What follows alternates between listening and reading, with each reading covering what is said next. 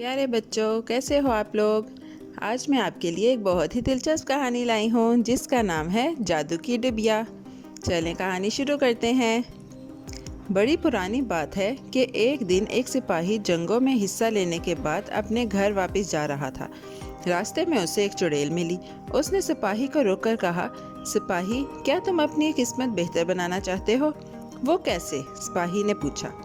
دیکھو، وہ سامنے ایک کھوکھلا درخت ہے جہاں تمہیں دولت سے بھرے 3 صندوق ملیں گے۔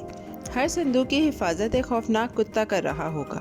تم میرا جادو کا کپڑا لے جاؤ اور اسے کتوں پر ڈال دینا۔ اس کے بعد وہ تمہیں کچھ نہیں کہیں گے۔ پھر صندوق میں سے جتنی چاہو دولت نکال لینا۔ مجھے صرف صندوق کے پاس پڑا پرانا سا ٹنڈر باکس لا دو۔ یہ باکس میری دادی وہاں چھوڑ گئی تھی۔ ٹنڈر باکس دراصل ایک ڈبہ تھا جس میں ایک خاص قسم کا سخت پتھر رکھا ہوا تھا جس کو رگڑنے سے آگ نکلتی تھی۔ سپاہی درخت کے پاس پہنچا اور صندوق کھول کر اپنی جیبیں، ٹوپی اور تھیلا سکوں سے بھر لیا۔ پھر اس نے چڑیل کے لیے ٹنڈر باکس اٹھایا اور خوش واپس چلا آیا۔ چڑیل نے ٹنڈر باکس دیکھا تو بہت خوش ہوئی۔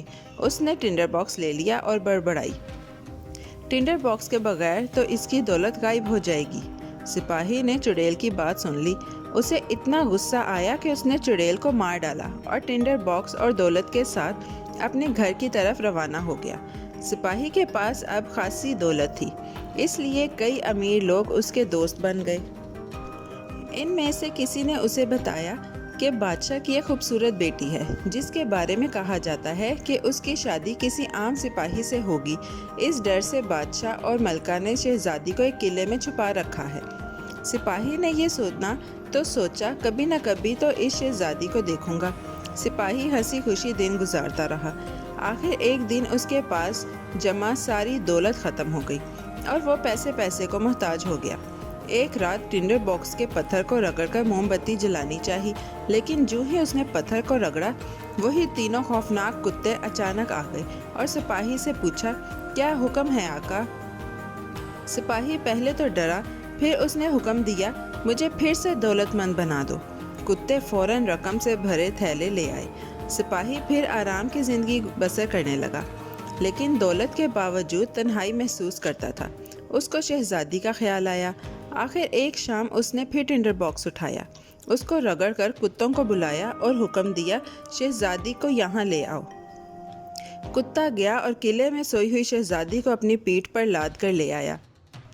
سپاہی نے شہزادی کا ہاتھ چوما اور پھر کتے کو حکم دیا کہ شہزادی کو قلعے میں چھوڑ آئے۔ اب ہر رات سپاہی کتے کو شہزادی کے لانے کا حکم دیتا۔ ایک دن شہزادی نے ملکہ سے کہا، میں نے خواب میں دیکھا ایک سپاہی میرا ہاتھ چوم رہا ہے۔ ملکہ بہت چالاک تھی، اس نے خواب کی حقیقت جاننے کے لیے ایک ترکیب سوچی۔ ملکہ نے ایک تھیلی لے کر اس میں گیہوں کے دانے بھرے اور تھیلی میں سوراخ کر کے اپنی بیٹی کی کمر سے باندھ دی۔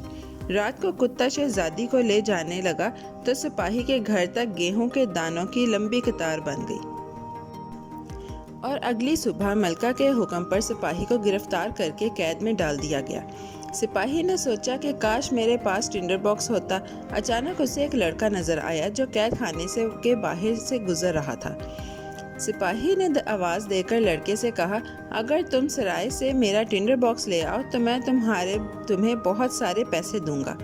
لڑکا فوراً گیا اور ٹنڈر باکس لے آیا۔ محافظ سپاہی کو پھانسی دینے کے لیے قید خانے کے باہر لائے۔ بادشاہ اور ملکہ بھی پھانسی کا منظر دیکھنے کے لیے کھڑے تھے۔